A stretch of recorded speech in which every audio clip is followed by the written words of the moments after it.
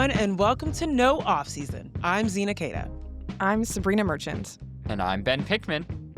And today on the show, we are opening up our mailbag. There's nothing better than hearing from you guys, our listeners. So thank you for tuning in each week and for sending us your burning questions. We're excited to dig in, so let's get to it. Now, we know at the top of everyone's minds has been these injuries, these terrible injuries that has completely ridden the WNBA season into kind of like a different landscape. We've seen some teams be hampered by them. We've seen some teams not have them and so, be able to kind of climb the ranks. So it's no surprise we've received a number of questions about injuries and how teams respond. Okay, Sabreena, Claire wrote in to ask, there's been a ton of discussion about the salary cap this year with the upcoming CBA. My question is, how does the salary cap work with respect to hardship injury contracts? For example, the Fever had to sign a number of players due to injury. It's actually, it could be a record, the amount of hardships they've had to pass out this year. Do those contracts have to also stay under the salary cap? Or is there a special provision for those unexpected costs to a team? So there are a couple of emergency hardship provisions that do not affect the salary cap. Like if you fall below 10 active players, if you only have 9 available players, you can sign an emergency roster hardship, and that does not have to fall underneath the salary cap. If you have 2 players who are on long-term injuries, like both, I think the designation is like they both have to miss at least 3 or 4 games, but then you can sign a roster hardship to, replace those 2 long-term injuries. And again, that does not have to fit within the salary cap. The only issue there is that when you make a trade, you have to end the trade below the salary cap. So if you've been adding a bunch of hardships and piling up, salary above the cap and you want to make a trade mid-season, then all of a sudden you're going to have to drop a player or, make some other adjustments so that the trade ends legally below the salary cap. We saw a situation like this with Las Vegas, where in the middle of the season, they make this trade to acquire Alyssa Smith. They had gone above the cap because of hardship contracts and then end up having to drop Tiffany Mitchell and Elizabeth Kitley mid-season to make that trade cap legal. And for clarity, a player that's coming in on a hardship, their cost is dependent upon their veteranship, like how many years they've played? Yeah, so you'll see these terms called like rest of season hardship contracts, and that's basically just like a veteran minimum, but like a certain percentage of it. It's not a full veteran minimum. It's a little bit less because it's a hardship contract. But yeah, that's depending on like how many years of service. Like there's a certain minimum contract value for 0 to 2 and then 3+. Boom. Okay, that makes sense. Ben, along similar lines, Maddie wrote in to ask, why haven't the Liberty been signing hardship players during this period of injuries? 9 active players isn't ideal, and multiple games with just 8 players feels avoidable. Maddie, I think I would agree with you on this one, but Ben, what's the answer here? Well, to the avoidable part, Zena, I think a lot of teams are hoping that going forward, there are either more roster spots and or kind of two-way-esque players that can kind of be called in on late notice. And that, I think, gets to the heart of why, from what I understand, the Liberty have not made as many moves, is because a lot of these kind of injuries that they've had have been sudden downgrades or day of downgrades. And that puts your team at risk, or makes it more difficult, rather, to just sign a player if you're not exactly sure what your roster is going to look like until lunchtime on the day of a game. So there was a couple weeks ago in Minneapolis, for instance, where like it was up in the air about who was going to play, who was not going to play. And so, yeah, I think in that kind of instance, you could have in theory applied for an emergency medical hardship, but that would have been a player coming in for just one game on the day of a game, right? And so that is a very difficult situation for a player to just come in on. And I think one of the things we're, undervaluing, underrating here is how appealing that actually might be for a player, right? Like, do players really want to come in for just one day and then have that be their one day on a team and then have to wait a certain amount of time before potentially being back on a team? Or would you rather wait it out a little bit and sign a 7-day hardship contract or a rest of season contract? We've seen a lot of other players, who have taken part in this 3xBA league, the Grace Bergers, Serena Sundell, Maddie Scott. They've eventually gotten opportunities with teams just by kind of waiting it out and then signing separate deals versus signing the 1 day in and out contract, which might not actually be that beneficial for either side. So I think, one executive put it this way, like the hardship rules are pretty complicated. I think a lot of people, there's like a lot of provisions about how much time needs to be missed, how many players need to miss, and how many games need to be missed. Like there's just a lot that goes into it. It's not as simple as just you fall under a number and suddenly like a player magically appears on your roster. Yeah, you've laid that out perfectly because even thinking about the Valkyries, they were in a similar situation in terms of the injuries and things of that sort. And um, a lot of folks had questions about like, why didn't you make a move at the trade deadline, right, to try and fill in some of these spots? And Ohemaniana made a point that I think applies exactly the way you're saying, Ben, from the team perspective. Is it worth bringing someone in for a day, right? And you're working on your chemistry. You're trying to make sure that you've got some consistency across your roster. And if you're talking about the Liberty, you're downgrading someone on day of. That means they could be back in practice the next day. They could be right back into this thing. And now you've inserted one person for one game. It kind of jumbles things up for the team perspective. And then, like you mentioned, for the player, oh, I can't imagine, especially if I'm an international player, you're not putting me on a 13-hour flight to come play for a game and then be like, we're good actually. They're gonna be able to, play on that ankle the next game. So very, very good points laid out on both sides there. And Ben, I want to continue on this topic of injury because Jennifer W. wrote in asking, is there any truth to Indy hiding the extent of Caitlin's injury in order to not impact ticket sales or viewership? Mm, Spicy. a little conspiratorial question here, I Zena. see. Right, right, right.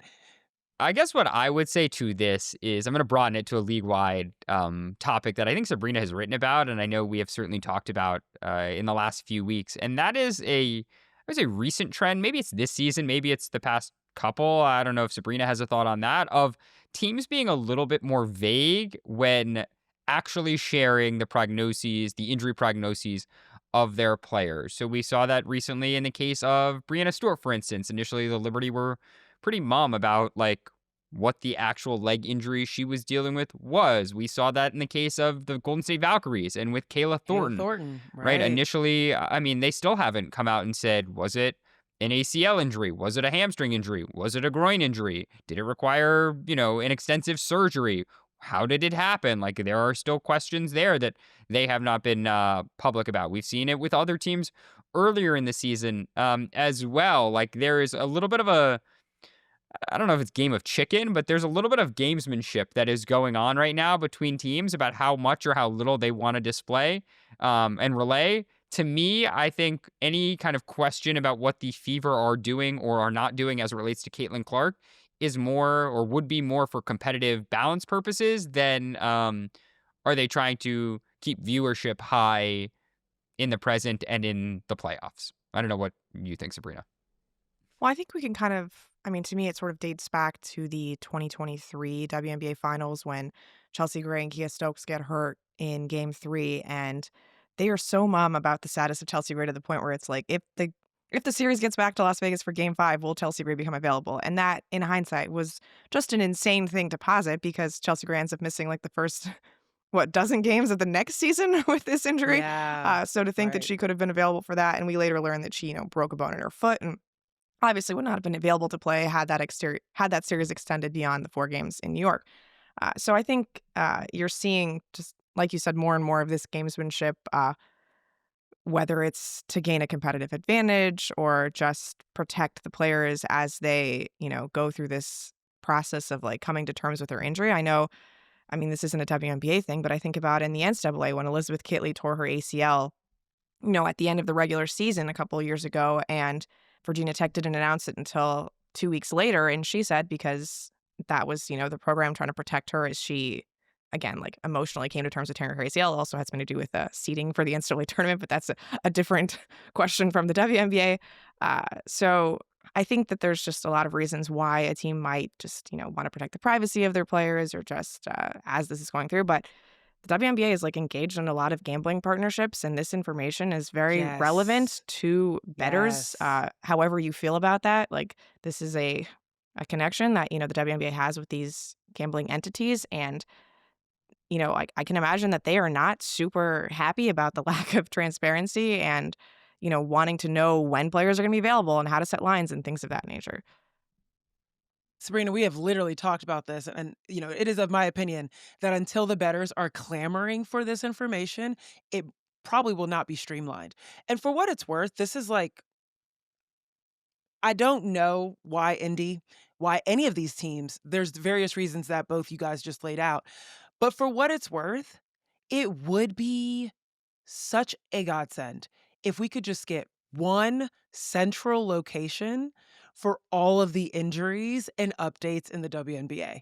Like, someone, like, it can't be that we're going on the WNBA website and we're looking for injuries and it's not posted because it didn't pass the 2 p.m. deadline yet, or it's not been submitted by a team yet. And then you go on RotoWire and they figured out something from X or social media somehow, and they're posting something that's not available on the WNBA website. It's like, how it's 2025. Let's figure this out. Let's make this one central location that people can confidently rely on in terms of what's going on with my particular team, a particular player I care about, with injuries, because it can be really kind of, I don't know, disorienting to try and figure out what's going on with the player through their social media handles. It's funny you say that because I think, and maybe Sabreena has this same feeling too. Like I get in the habit sometimes of when I check my email and we get game notes or we get emails from teams because we're on the mailing list and they will say, a player is questionable. And then you have to start to think to yourself, okay, well, 2 days ago, were they doubtful? Were they out? Is Right. this a Yeah. status change? Like Where did this we're come from? we're doing that like mental and physical, like checking our notes, checking old emails ourselves in that moment. And like we are getting all this information and have it at our hands.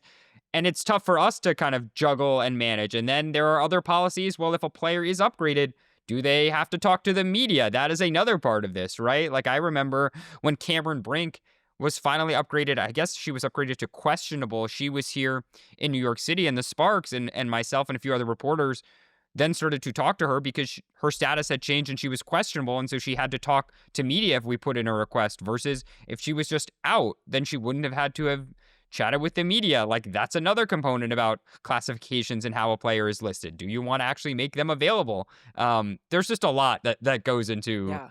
all of this.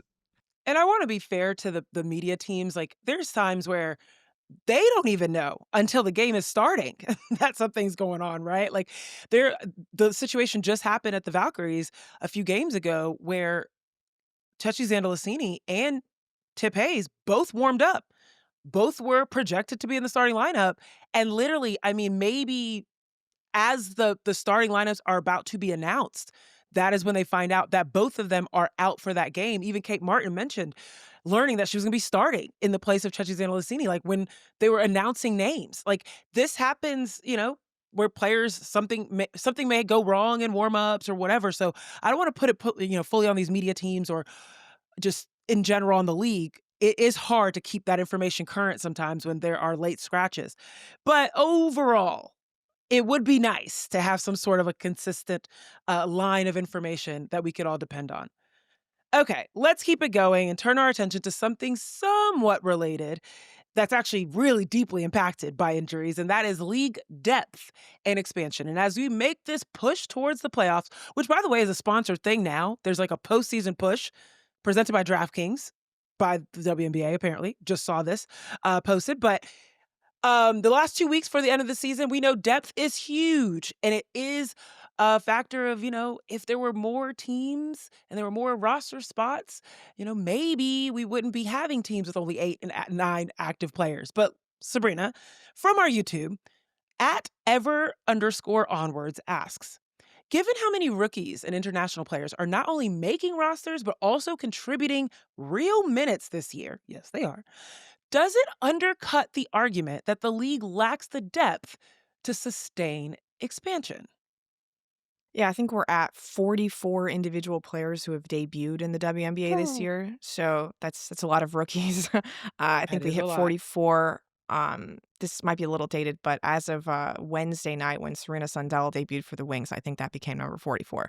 So it could have changed by the time this airs. But yeah, a lot of rookies have made their debut in the WNBA, and I am hesitant to suggest that people who are making impactful minutes in the dog days of August would be able to make impactful minutes over the course of the entire regular season, because this is just a different different time of the year where a lot of teams have already, thrown in the towel on the regular season and they're putting out lineups that you wouldn't necessarily put out if you were trying to compete for a playoff spot at earlier parts of the season. But I do think that as the league becomes more attractive to international players, as the player experience improves and the compensation improves, international players are more interested in wanting to come to the WNBA, which has not always been the case, right? It was always like, be very wary of drafting an international player because you don't know when they're actually going to be available to play in the WNBA because of all their other commitments. So I think that's part of it, right? The league becoming a better home for international players makes this more attractive destination and, increases the player pool. I still think that the problem with like lots and lots of more teams is that there's like a finite number of stars, right? Like there's only so many Yes. Asia Wilsons and Nafisa Colliers and Brianna Stewarts of the world, right? And that is so much fun to me to see like 3 potential finals MVPs all conglomerate on the same team, which like incidentally, the New York Liberty have, right? They have an Emma Meesseman and Jonquel Jones and Brianna Stewart. But, Right. the days of having like 4 Olympians, on both sides, I think that goes down the wayside when you have more and more expansion. So I do agree that there are capable players of fulfilling WNBA roles. I think to me, the talent issue with expansion is just how many stars are you going to have to fill all of those spots? Because I think that number is not going to necessarily increase with all of the extra talent coming into WNBA. I do think that some players will inevitably emerge, right? We have seen that this year, the kind of Veronica Burtons and Kayla Thorntons being 2 prime examples. Like, had Veronica Burton still been on Connecticut and maybe she's playing 16 minutes a game, does she have a all W level season? Probably not. History would say probably not. But I totally agree with you, Sabreena. And the thinning is going to be felt when there's a lack of star power and suddenly a player who might be, cast right now as your 5th best player has to be your 2nd or 3rd best player, and the quality of the product might depreciate as a result. I do think it will be interesting to watch going forward, and I know this is something that like we'll definitely be tracking over the next year and over the next few years, is when teams look to backfill or fill out their rosters, what kinds of players do they look to sign? Do they look to sign the kinds of players that Phoenix has filled their roster out with this year? And Sabreena wrote about this on the site last week. Primarily post-college, multiple years removed, experienced pros who might be WNBA rookies, but are, again, professionals on the WNBA or on the women's basketball landscape for a few years. Do more of those players get opportunities, and does the product change a result? Or do teams say, like, we're just going to look at your college player who might not have been drafted or might not have been getting an opportunity because we're just going to fully look towards development and in the future? And if that is the case, the latter scenario, I do think that is a place where, the depth and the youth of teams might reveal itself and the product might get a little worse because inevitably you're going from having a player who could be their 4th best player on a college team who's suddenly getting drafted and getting thrown into real minutes, whereas right now they would go to Europe in the winter and really get the opportunity to develop, and they wouldn't be on a WNBA team. So I think, that is kind of the push and pull that I know we're tracking for years to come. What's really interesting about all of this is the current petri dish that's being created right now that Sabreena alluded to, in terms of international players are starting to see the American space, WNBA, as a great place to play. And if you talk to international players and you talk about, visibility and representation and all the above, when the American players would go play in their leagues and play on their teams, they talk about them raising the level of play. They talk about them becoming better players because they had this exposure. And so when you think about more international players being in this mix and then going back to their respective programs, their respective countries, et cetera, and having an elevated level of play because they were in the WNBA, having more of those players going back to Europe and being, bringing that style of play, et cetera, into the mix, it's like there's this interesting experiment that's going to happen in terms of, will the international game rise and how quickly? We know it's rising because we saw the Olympics. We see the world catching up with the US on both the men and women's side of basketball. But now it's like, will this be expedited because there are more international players coming in? But I do think this is like a really interesting window in time in particular because so many of the WNBA's best players in this moment have international experience. So when you think about someone like Brianna Stewart or Nafisa Collier, those players have played overseas in the past.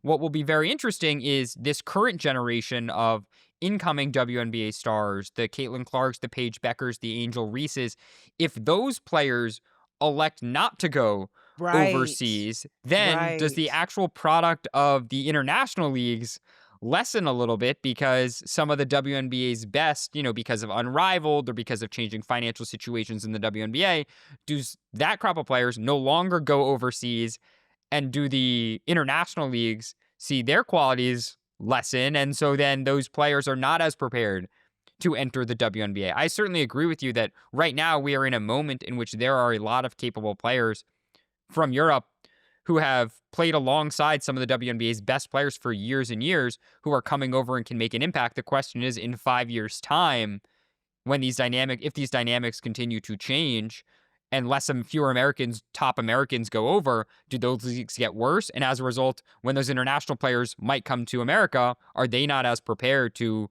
make an impact on the WNBA? I mean, these are like all these big think pieces that, Right. again, these are the things we're Yeah. thinking about too.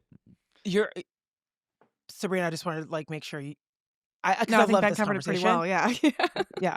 Yeah. And the only thing I have to add on to that is now it's a matter of you're right. The Pages of the world, the Angels of the world, the Caitlins of the world, they don't have to go overseas to get that development, to get that training, to get extra money. They don't need any of it overseas to be able to get that. They can get that stateside.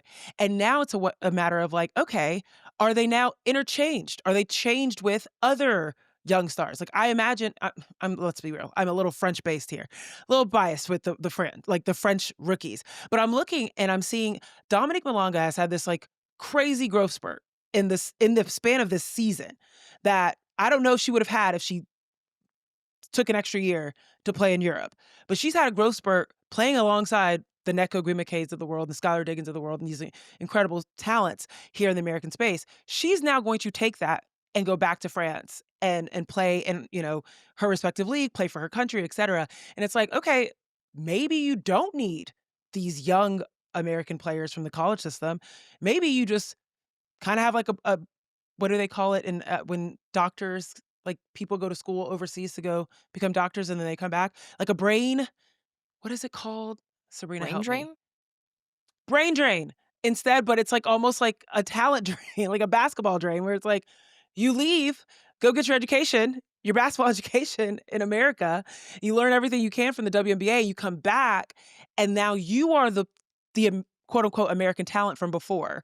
Instead, you're just homegrown talent that came to the States earlier, sooner, and came back and, elevated level of play. Either way, I mean, you're we're right. seeing those It's at think so pieces. many levels because now players can go who have played professionally in Europe can play in college, right? Because of NIL rules and such, Yeah. Right. And so they get that same sort of American education, maybe not at the WNBA level, but at the NCAA level, and that also allows them to bring it back to, their home countries. Yep. See, you guys see how Sabrina's brain just helps mine? I was there is a word for this, and I know Sabrina knows it. Thank you. When you have a brain drain, Sabreena is there to pick you up, Zena. Quite literally. There we go. All right, let's keep it moving. And we're going to stay on the topic of rookies because this question was inspired by our recent episode about Rookie of the Year. And Sabreena, I'm going to turn to you. Anna Huffhive D, that goes by Gnocchi FC on BlueSky, asked, listening to the new No Offseason episode, Sabrina's point about the depth of in terms of the league readiness of this rookie class, and even in years past, how do you think accessibility to mass amounts of film and use of advanced analytics has changed how rookies come into the league? Yeah, I think there are just so many more opportunities available for young players to grow their games and develop their games that didn't exist, 10, even a generation ago. I think the number one thing is people grow up watching the WNBA. It's not so much individual statistical, platforms that they're working with. It's just a lot of the players, in previous generation, either they couldn't watch WNBA because it didn't exist or it just wasn't available, to watch on television. But watching the league that you were attempting to join is just such a big part of being able to be ready for that style of play, right? We're 5 years removed from players saying that they would talk to their rookies and they didn't know who they were playing on a given night because they just never watched the league. And again, that has not happened. That is not far removed from that situation. But now you're in a point where if you're Kiki Iriafen and you enter the league, you have watched, the Asia Wilsons and the Alyssa Thomases of the world, and you know how their games look and how to play against them and like what the style of play looks like. And I think that's just an enormous part of it is the visibility of the WNBA, the accessibility of the WNBA, making these players familiar and comfortable with what the league is going to look like. And then I also think just like personal training is a big part of it. Like these individual players are so much more skilled than they were. The types of moves that they're able to perform, like on the basketball court, like we talked about this with Paige, right? Just her ins and outs and like the way she can manipulate, her handle. Like we can talk more about like how that affects like overall team basketball, but I think just individual skill levels are a lot higher because of that specialization of training that players are seeing, when they're younger. Yeah, people are starting to call it the trainerification of the young age of just being able. I will never forget Gino Auriemma being on our podcast with Chantel and Sabreena talking about kids coming in being able to dribble tennis balls and trying to tell him how something should work because they can do that so well. But I think that there is something to be said about the fact that the game is more accessible. It was fascinating to hear Nafisa Collier in Sue Bird's podcast, Bird's Eye View, say that she didn't even really know if how much of the All-Star, like how much of a thing the WNBA All-Star game was because she didn't watch. Like it wasn't something that was a big thing. And now you hear Kiki Iriafen talk about, watching Asia Wilson, and it's a completely different thing. And that's just a few years removed, folks. That's not like decades apart. So definitely very cool to be able to see how that has impacted the way these rookies are coming in. Don't go anywhere. We got some more questions.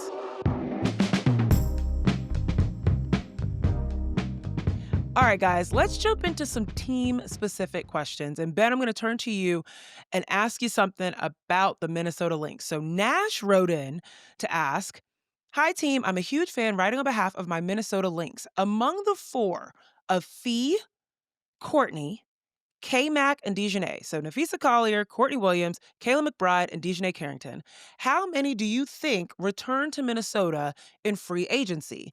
And who is more likely between K-Mac and Dejanay?"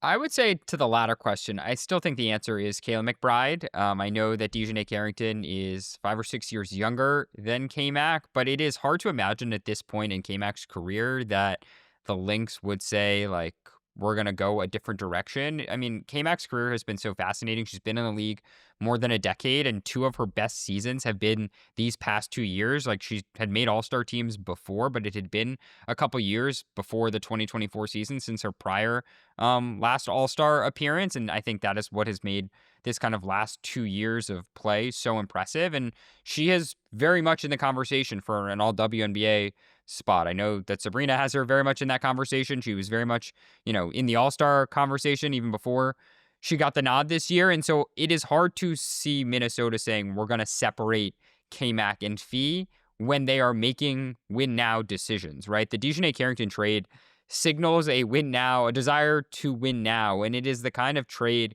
frankly, that I think they would hope to re-sign her, but really it is the kind of trade you make as a half-year rental, kind of a la a baseball team trading for a closer at the deadline, hoping to bolster their bullpen for the end of the season and the playoff run. Like, Dejanay Carrington serves that role on this Minnesota Lynx team. Minnesota parted with future assets, Diamond Miller, who had been under contract, as well as a future, I want to say, second-round pick to get Carrington. And so we will see what happens and how that trade nets out. A lot of it will be, can they win or not? Like, that is why they made the trade. I think you make that trade. Sure, Dejanay has long-term value. She absolutely does and has proven to be a developing player and can help a team win in a lot of ways.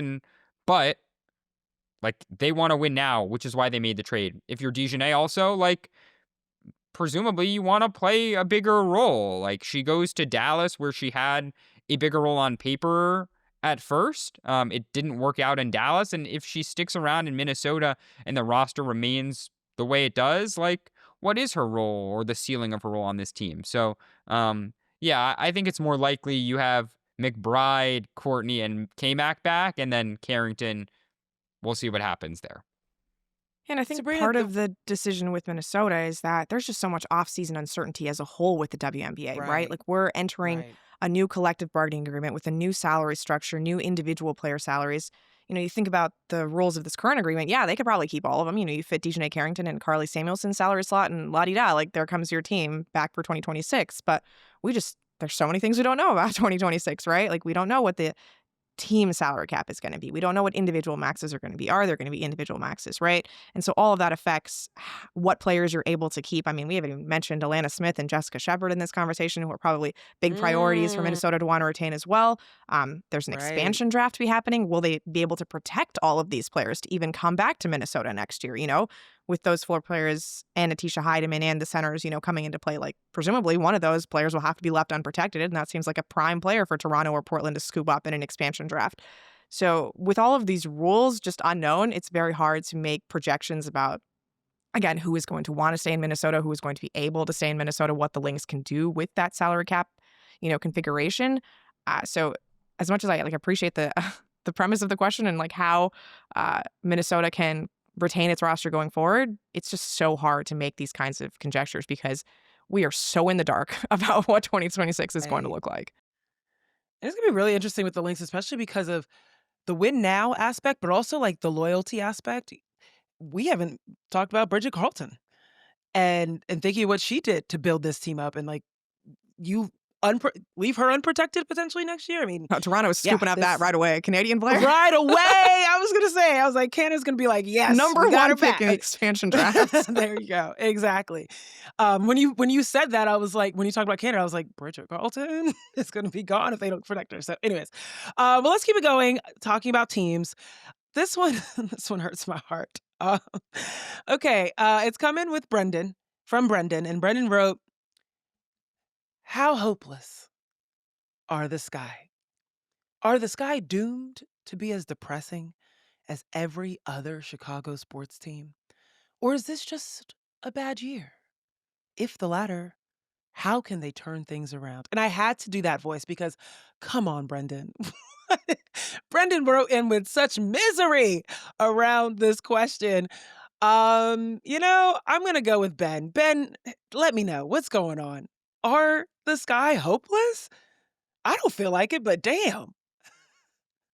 I mean, hopeless might be a little bit of a strong word, but is the situation as optimistic or as glowing as some other situations? I think the answer to that is also no, Zena. I mean, I think for me, the question that the Sky are going to have to figure out this offseason, the big principal question is, do you believe that Angel Reese and Camila Cardozo can play together going forward? And if the answer to that is yes, then you have to kind of act with conviction and build your roster accordingly. I mean, this year, the two of them, when they share the floor together, minus 11.6 net rating when the two of them are on the floor together. You take just Angel Reese's on-off, she is a positive 3.1 net rating when it is her on the court. And Camila also has a slightly positive net rating when it is just her in terms of an on-off split, smaller than Reese's impact. I mean, to me, I still think you kind of want to build around Angel and have her be the player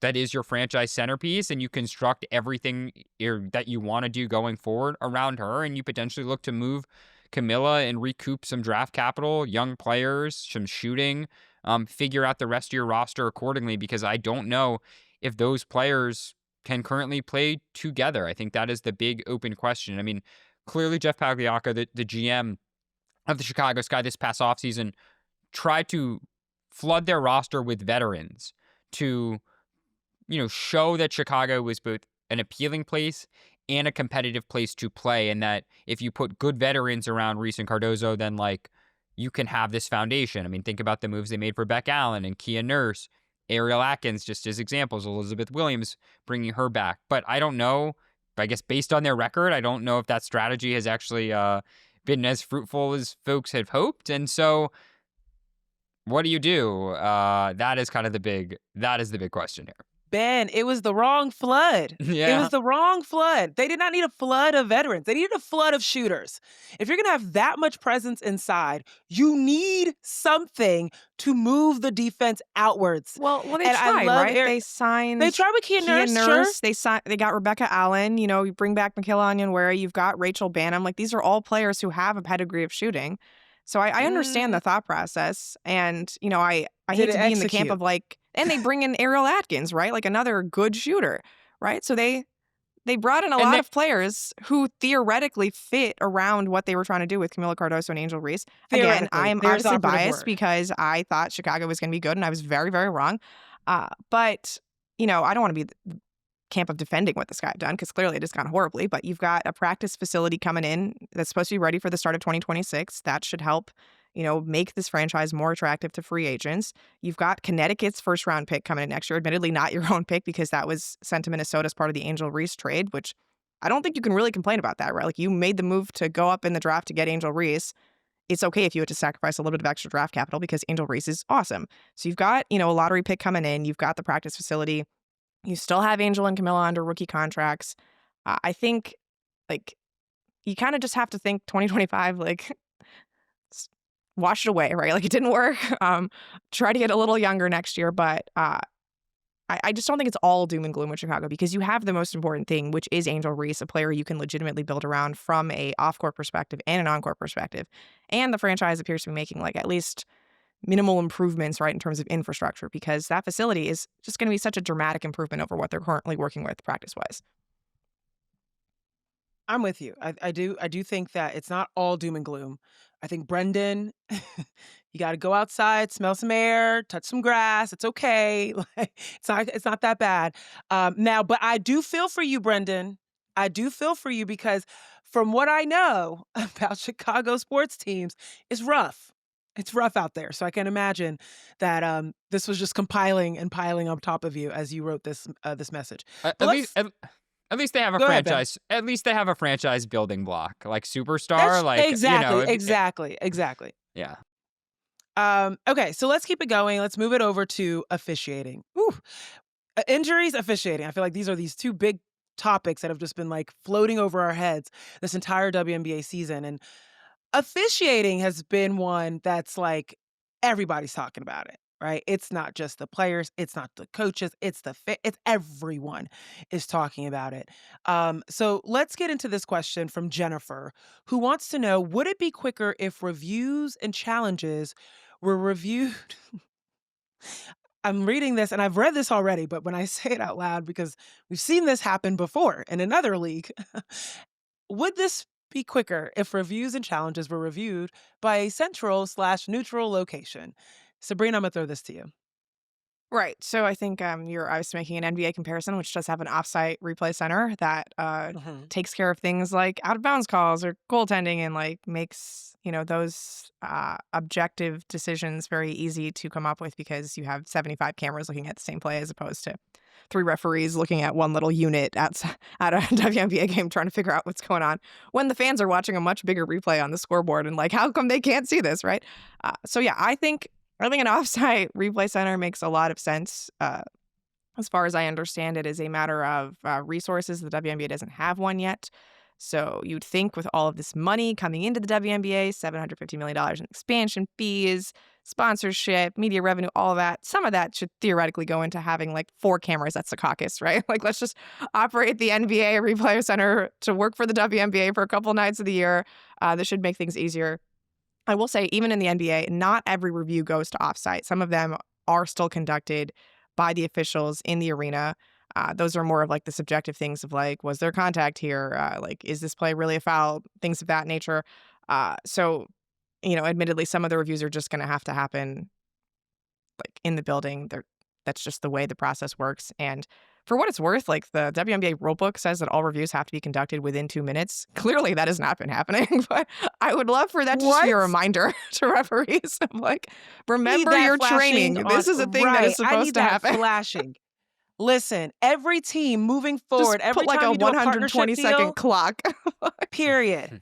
Every time you do a partnership deal about the play review, literally partners and brands are buying that because it's legit real estate on the It needs to come with a countdown clock, and it needs to flash red. You have 2 minutes to and if you're not done this. within 2 minutes, then the call just stands. Let it go. It's done. Give them their challenge back. court, like, arena announcers, I need you to do a countdown, okay? Obnoxiously. 10, 9, before this keeps going, because it's been ridiculous. The amount of games that have been supposed to be 2 hours long end up being 2 hours 45 because of reviews. It's silly. Okay, well, I don't want to keep this podcast going to 2 hours and 45, so let's keep it moving. Our next question is from Poppy, who's writing from, and in her words, the middle of nowhere, Canada. So, shout out to Poppy. She writes, "Hi, Zena, Sabreena, and Ben. Hi. First of all, thank you guys and the rest of the team for the work you all put into the pod. You're welcome. It's my favorite source of anything basketball related and one of the highlights of my week. I am a new women's basketball fan. I just started watching this season and have absolutely fallen in love with the game and this awesome league." Well, welcome, Poppy. We thank you for your kind words, and we're very happy that you're your favorite source for basketball related facts and stats and all of the above. So now let's get into your question, Poppy. When did the conversation of a special whistle begin to appear around WNBA fans / media? Do they actually exist in reference to the special whistle? And how much do foul calls impact individual players' games? I would say that this idea that superstars get preferential treatment is not new. It is not new to the WNBA, and it is something across all sports, whether that is the NBA, whether that is professional football, whether that is professional soccer, that superstars get treated in the eyes of many differently than kind of the lay supporting cast player. And that is definitely not a new thing this year. I think what we have seen this year is, that refrain often gets brought up in the frame of inconsistency around WNBA officiating, and coaches loving to make light of, like, they're the best, my best player who attacks the rim at all moments. How do they only shoot 2 free throws or 4 free throws or 6 free throws a game when the other team is shooting 25 themselves? Like, those two things don't make sense. And so that is often when we see this comment of just wanting more consistency from the officiating. And they kind of often use their star players and the lack in a certain context of free throws they might take in a game to try and bring light to their general officiating frustrations. To the question of how much do foul calls impact individual players' games, I think that can be a lot in a lot of circumstances. We both see coaches impact their rotations, but also when you watch, especially early fouls in the first quarter of a game, for instance, you will see certain players defend drives differently or defend transition opportunities differently, because at a certain juncture, if there's 2 minutes left in the first quarter of a game, a player might not want to pick up a second foul in transition contesting a contested layup, because the chances of them stopping that layup are low and the chances of them getting that foul are high. And if they get that foul, the net loss is greater than if they happen to block the shot, right? And so that is where the kind of foul math comes into play. And that is true for both players on court and also coaches who are making lineup decisions more generally. And thank you, Ben. And I think that, what you started with is like the fact that this is nothing new for Poppy in the middle of nowhere, Canada, and anyone that's new to this sport and to this game. Look up the Jordan whistle and find out, you'll see that this is something that has been a thing. And it's not just in this sport, it's in varieties of sports where certain players just don't get certain calls and certain players get, berated for certain calls. It's actually something in the NBA. You can look up the Jordan whistle, or you can look up what Draymond Green had to say about how he is officiated. Yeah, like how they don't get called for pass interference, or like they're allowed to hold more at the line than others. Like it's just it's a thing that happens. Yeah, exactly. So it might be new for you, Poppy, but yeah, buckle in. Okay, you'll be on this ride for a while when it comes to this sport. All right, Zena, can I just ask? What kind of whistle did you get when you were playing at Yale? Would you say you got superstar calls, or how were you officiated then? I absolutely did not get superstar calls. Are you kidding me? No, but I will say this. This is a little fun fact. Shout out to my mom, and this is like good and bad, but shout out to my mom, because a lot of the referees when I was growing up at my AAU games had crushes on my mom. And so anytime they came into the game and they saw her, the amount of fouls I would get away with was ridiculous. And I started picking up on it. I had one tournament in Sewanee, Georgia, And I remember I was taking the ball out. I had swatted on a girl so bad. It was ridiculous. My volleyball game was coming out. And they didn't say anything. It was fine. Whatever. Go to the other end. We're taking the ball out the net. The ref goes, he's like passing me the ball. He's got the whistle in his mouth. He's like, "That your mama?" And I was like, I see what's happening here. So no, I did not get a special whistle warranted by my play. I got a special whistle warranted by my mom being a good-looking woman. All right, let's keep it moving. Okay, so let's close it out with one fun one. Daniel W. Albridge, 1406 on YouTube asked, what team do you think is the team everybody wants to beat the most this year? Sabreena, I'll start with you. To think it's the defending champs, right? If you're Minnesota, your whole season has been geared up towards defeating the Liberty. If you're the Aces, your season was also ended by the Liberty last year, and there's a little bit of that Vegas-New York rivalry still alive. So, I mean, to me, you always want to take down the team that's wearing the crown, right? So I think it would have to be New York. Ben, you with that? Yeah. I mean, I think what is so interesting is I think New York is the answer to who is the team that nobody wants to play in the playoffs because, yeah, they've had a bad regular season by their standards. They're probably going to enter the playoffs as a 3, 4, or 5 seed. But if that roster is healthy and if they start to click over the last, 4, 5, 6 games of the season, they look like the team that we saw in the first 9 games of the season.